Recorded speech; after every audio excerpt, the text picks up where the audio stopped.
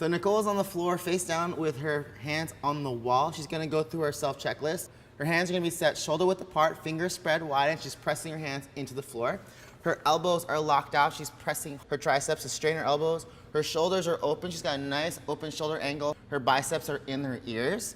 Her core is tight. She's got her belly button into her spine, and she's tucking her tail underneath.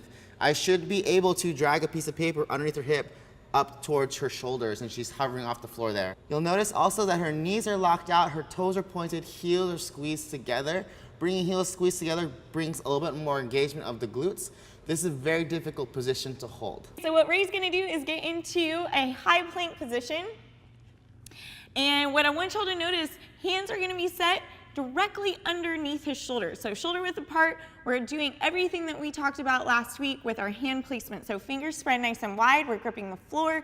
And from here, if you notice, he is pushing through his upper back, pulling his shoulder blades apart, and then we're tucking those ribs under, pulling our belly button to our spine, tucking the tailbone, squeezing the glutes, getting those legs locked out. Everything's nice and tight, legs straight, straighten out those legs. There, that's what we want right there.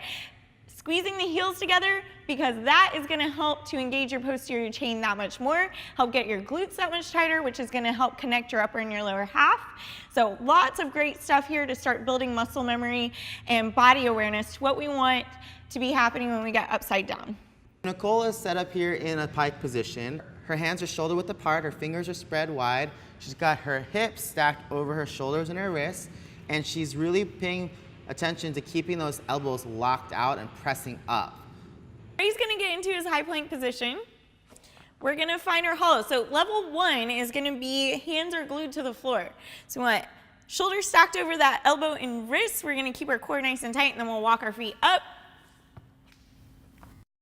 We're gonna squeeze our heels, point those toes, and find the best hollow shape possible. So we're using our self checklist that we worked on last week and working from the ground up.